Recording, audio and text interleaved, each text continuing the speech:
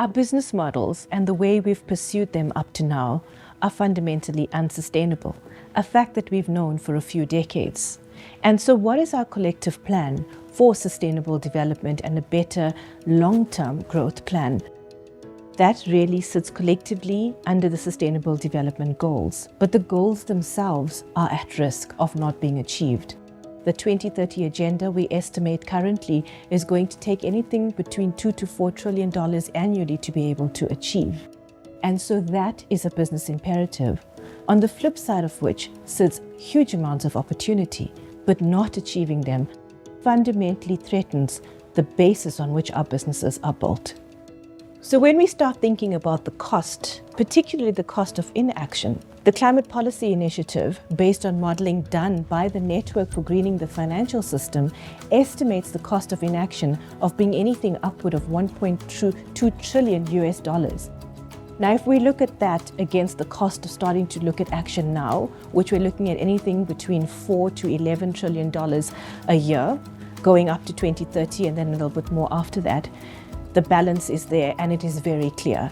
Acting now versus the cost of having to act later and doing nothing now, so business as usual, is a no-brainer. This is our opportunity to fundamentally shift that and to be able to already make a difference to mitigating the longer-term risk, which really we cannot afford to bear. So as business leaders, we often ask to see the numbers.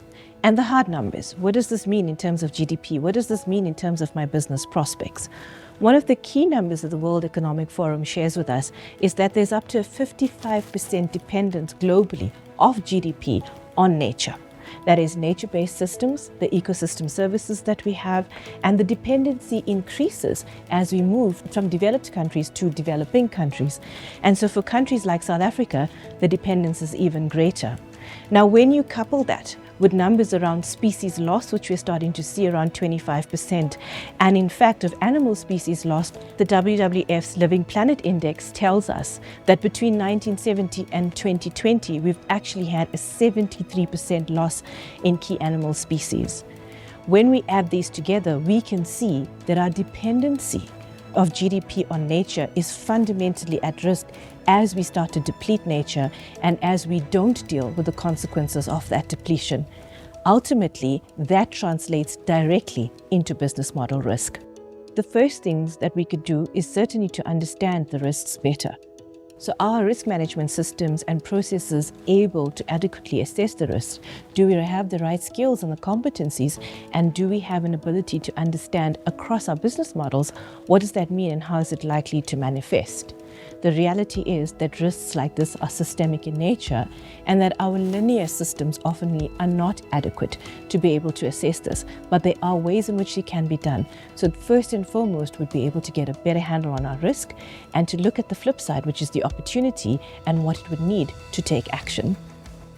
Once we've assessed our risks and we know our opportunities, we can look at how to shift our business models and be able to tap into those things we directly can influence. But beyond that, and perhaps even more importantly, is how do we place ourselves as being advocates for change?